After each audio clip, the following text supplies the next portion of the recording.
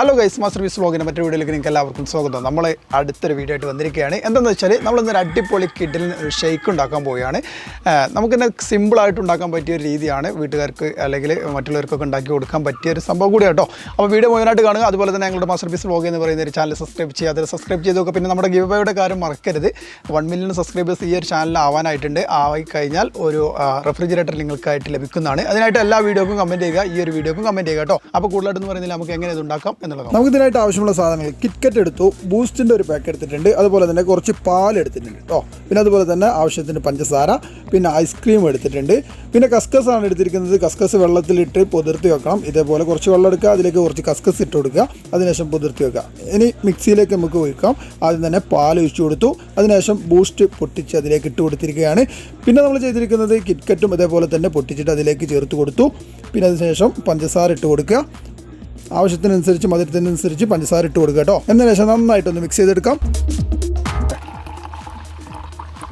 അപ്പോൾ അത് മറ്റൊരു ഗ്ലാസ്സിലേക്ക് ഒഴിച്ചു കൊടുത്തു. അതിനുശേഷം കസ്കസ് വെള്ളത്തിലിട്ട് വെച്ചത് പൊതിർന്നിട്ടുണ്ട്, അത് ഇതിലേക്ക് ചേർത്ത് കൊടുക്കുക. ഒരു 2 ടേബിൾ സ്പൂൺ നമ്മൾ അതിലേക്ക് ചേർത്ത് കൊടുത്തു. അതിനുശേഷം കുറച്ച് ഐസ് ക്യൂബ് ഇട്ട് കൊടുത്തിട്ടുണ്ട് കേട്ടോ. ഇനി ഐസ്ക്രീം വെച്ച് കൊടുക്കാം. ഇതോടുകൂടി നമ്മുടെ ജ്യൂസ് റെഡി ആയിരിക്കുകയാണ്.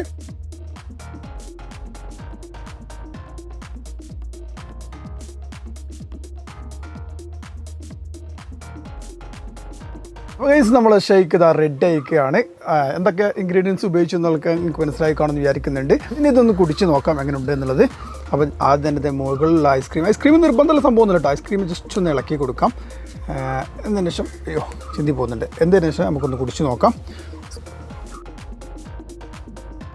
അപ്പോൾ ഈ സംഭവം അടിപൊളി എന്ന് പറഞ്ഞാൽ അടിപൊളിയാണ്. ഒരൊറ്റ പ്രാവശ്യങ്ങൾ ഉണ്ടാക്കി നോക്കി 100% നിങ്ങൾക്ക് ഇഷ്ടപ്പെടുന്ന സംഭവം തന്നെയാണ്. പിന്നെ നിങ്ങൾക്ക് പ്രത്യേകിച്ച് പറയേണ്ട ആവശ്യമില്ല, ഇതിൽ ഉപയോഗിച്ചിരിക്കുന്ന സാധനങ്ങളൊക്കെ നമുക്ക് ഇഷ്ടപ്പെട്ട സംഭവം തന്നെയാണ്.